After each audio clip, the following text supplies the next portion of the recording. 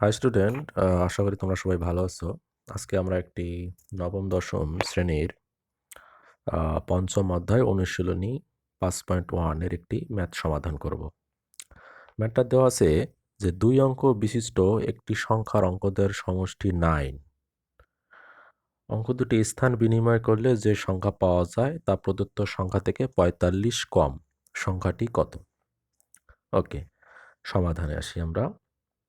আচ্ছা, প্রথমে আমরা মনে করি অথবা ধরে নেই যে একক স্থানীয় অঙ্ক সংখ্যা সমান x এবং দশক স্থানীয় অঙ্ক সংখ্যা সমান y। তাহলে সংখ্যাটি কি হবে? এখানে আমরা দিচ্ছি দশক স্থানীয় y, মানে 10 গুণন y প্লাস একক স্থানীয় কত? x। তার মানে হচ্ছে x গুণন একক মানে হচ্ছে 1। তাহলে ফাইনালি আমরা পাই 10y প্লাস x। আচ্ছা, এখন সংখ্যাটা যদি স্থান বিনিময় করে তাহলে সংখ্যাটি হবে, স্থান বিনিময় মানে একক স্থানীয় অঙ্কের জায়গায় দশক স্থানীয় অঙ্ক যাবে এবং দশক স্থানীয় অঙ্কের জায়গায় একক স্থানীয় অঙ্ক আসবে। তাহলে এইখানে আমরা 10 গুণন দশক স্থানীয় প্লাস এক্স গুণন একক স্থান, মানে 1 গুণন একক স্থানীয় অঙ্ক মানে এক্স। তার মানে এটা উল্টা হবে, অর্থাৎ 10 গুণন ওয়াই এর জায়গায় এক্স, ওয়াই এর জায়গায় এক্স আসবে এবং এক্স এর জায়গায় ওয়াই যাবে। তাহলে সুতরাং অঙ্কটা স্থান বিনিময় করলে আমরা পাই 10x প্লাস ওয়াই। 10 গুণন এক্স প্লাস ওয়াই মানে 10x প্লাস ওয়াই। ওকে, এখন এইখানে আমাদের একটা শর্ত আছে, সেটা হলো যে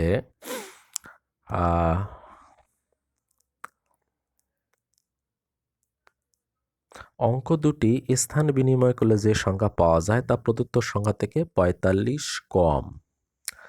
মানে অঙ্ক দুটি স্থান বিনিময় করলে আমরা কত পাইছি? 10x plus Y. তার মানে অঙ্ক দুটি স্থান বিনিময় করলে যে সংখ্যা পাওয়া যায় তা প্রদত্ত সংখ্যা থেকে 45 কম। প্রদত্ত সংখ্যা মানে হচ্ছে 10y প্লাস এক্স, আর বিনিময়কৃত সংখ্যা হচ্ছে 10x প্লাস ওয়াই। আচ্ছা, এখন তাহলে 45 কম, তার মানে প্রদত্ত সংখ্যা থেকে 45 কম। তার মানে আমরা এটাকে এভাবে লিখতে পারি, অর্থাৎ 10x প্লাস ওয়াই মানে বিনিময়কৃত সংখ্যা প্লাস 45। আমরা যদি এখানে 45 যোগ করি তাহলে 10x প্লাস ওয়াই এর সমান হয়, মানে প্রদত্ত সংখ্যা 10x প্লাস ওয়াই এর সমান হবে। অথবা শর্তটা আমরা এইভাবে লিখতে পারি যে অঙ্ক দুটি স্থান বিনিময় করলে যে সংখ্যা পাওয়া যায়, অর্থাৎ স্থান বিনিময়কৃত হচ্ছে 10x প্লাস ওয়াই সমান তার প্রদত্ত সংখ্যা থেকে কত কম? 45 কম। তার মানে আমরা এটা এইভাবে লিখতে পারি, অর্থাৎ প্রদত্ত সংখ্যা 10y প্লাস এক্স মাইনাস 45। এটা শর্ত আমরা লিখতে পারি, এই শর্তটা আমরা লিখতে পারি, যে কোনো একটা লিখলেই হবে। ওকে, তারপর 10x মাইনাস এক্স প্লাস আছে, বাম পাশে আসলে minus, plus 45 is equal two 10y is equal two এখানে 10y হবে। 10y, এই প্লাস ওয়াইটা এই ডান পাশে গেলে মাইনাস ওয়াই হবে। তাহলে মাইনাস করলে 9x প্লাস 45, এটা মাইনাস করলে 9y। তার মানে 9x minus 9y plus 45 is equal to 0।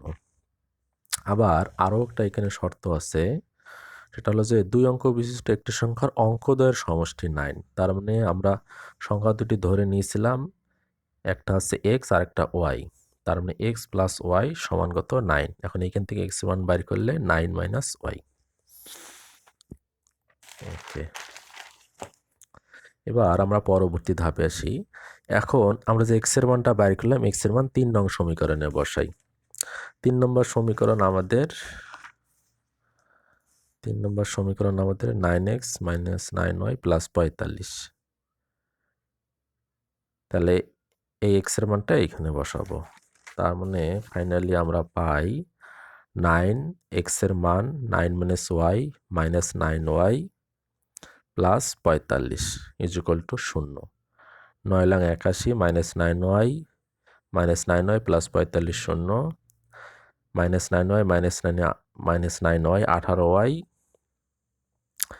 81 এবং 45 যোগ করলে 126 -18y -126 এখানে কিন্তু y এর মান যদি আমরা বাইর করি তাহলে 126 ডিভাইডেড 18 তার মানে কাটাকাটি করলে 7 মানে y এর মান আমরা পাচ্ছি 7। এই মাইনাস আর এই মাইনাস ক্যান্সেল উভয় পক্ষের।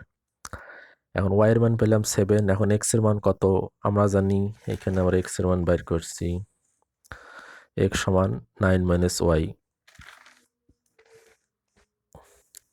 তার মানে x সমান 9 - y, y এর জায়গায় 7, তার মানে x এর মান 2, তাহলে আমরা পেয়ে x সমান 2, y সমান 7।